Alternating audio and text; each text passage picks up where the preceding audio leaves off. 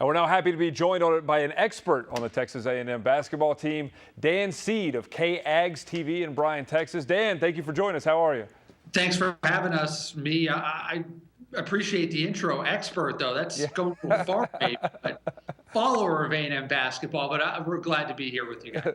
We appreciate it. Can you, I guess, your expertise, tell people what to expect maybe from this Texas A&M team? I know they're 11-3, maybe some bad losses. What kind of team is this coming into Rupp Arena?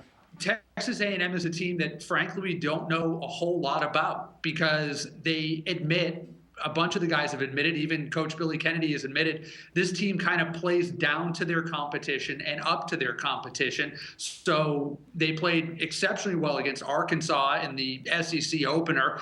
Kentucky, obviously no bigger name in college basketball. So we're kind of expecting here this team to come out firing, although they struggled. Again, they struggled early in the season in non-conference play against teams like Army. They lost at home to Southern, and they struggled against Houston Baptist. All of those games, at-home games, they should have won easily. They played down to the competition. So to be honest with you, we're still trying to figure out what Texas A&M team we're going to see this season and on Saturday afternoon. When they look their best, what is it that they're doing, and who's the guy that kind of really gets them going when they're playing their best basketball? Well, when they're playing their best, even regardless when they're not playing their best, their go-to guy is Elston Turner. This is a guy that has scored 14 points or more in 10 straight games. He's a transfer, came here last year, played exceptionally well last year, and has been their go-to scorer this year in every game pretty much this season. But when they're going good, Elston is a guy that'll, he'll get his 14, 15 points, but then Fabian Harris, he's a transfer JUCO point guard. He'll chip in 12, 13, 14 points. He can score, but the big X factor when they're going is Courtney Roberson. Is 6'9". He's their post player. He was really MIA for a lot of non-conference play. He had an ankle injury, came out against Arkansas and recorded his first career double-double against the Razorbacks, and he just looked outstanding. And that's the Courtney Roberson that everybody's expecting to see from him. He's only a sophomore, but he's had these ankle injuries that he's dealt with the last couple of years that have kind of kept him on the down low. But when they're going, he's going. He had a great game against Houston. A&M played probably their best game of the season against Houston up until they played Arkansas. John Calipari has a saying, he has a lot of things he says, but one of them is that Kentucky is everyone's Super Bowl.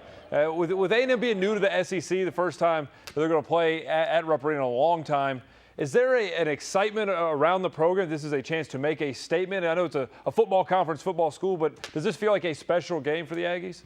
Oh, absolutely. Like you said, I mean, Kentucky is everybody's Super Bowl, and especially here in basketball at Texas A&M, when you start off with Arkansas, an old Southwest Conference foe, and then you go right to Kentucky. These guys are excited. They can't wait to go. I asked Fabian Harris about this after the game against Arkansas, and he said, man, we can't wait to go and play Kentucky and show them what we have, what we do here at Texas A&M. And like I said, these guys admit they play up to their competition, and the name on the front of that uniform at Kentucky is as big as it is in college basketball. These guys are amped, ready to go. And Billy Kennedy even talked about earlier in the week how their first 3 games of SEC play, Arkansas, Kentucky, and Florida, 3 big games, 3 games he expects his team to be energized for and ready to go and show the SEC what A&M basketball is all about. And to be honest with you, we've had this scenario a bunch this year at Texas A&M, especially in football. When they played Florida, that was huge. LSU, that was huge. Alabama, monumental. And now A&M wants to throw it out there and say, you know what, we can compete in SEC basketball too. What is there? We have about a minute left. The weakness. If you're Kentucky, what do you want to exploit against Texas A&M tomorrow? If you want to exploit, pretty much you want to get these guys in foul trouble. I know it sounds simple, but A&M depth-wise, they're not deep at all. They had 2 guys leave at the beginning of the season, cutting down on their bench depth. They've got a bunch of transfers that they're waiting to get next season. Excuse me. So these guys, Elston Turner, he goes cold for Kentucky or against Kentucky. that's going to be a really good thing, because when Elston has gone cold, they've really had trouble getting guys stepping up consistently to score. I mentioned Fabian Harris. He scored his points this year, but it's been very sporadic. Ray Turner is a guy, he's not related to Elston, but he's 1A or 1B to Elston's 1A. So if you can stop the Turners and maybe contain Fabian Harris, Kentucky will have a phenomenal shot. And again, Courtney Roberson, to me, he's the X factor. If he shows up, can rebound, double digits, score in double digits, it'll give Kentucky a tough game. But again, he's been in trouble with fouls early, and he's also been in trouble with injuries. So that'll be an interesting situation to watch on Saturday.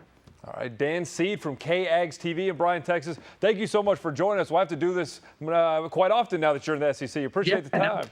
Now that we're in the SEC, we should do it, basketball season, football season, whenever. We're more than happy to talk about the Aggies with you guys. All right, I appreciate it. Thank you very much.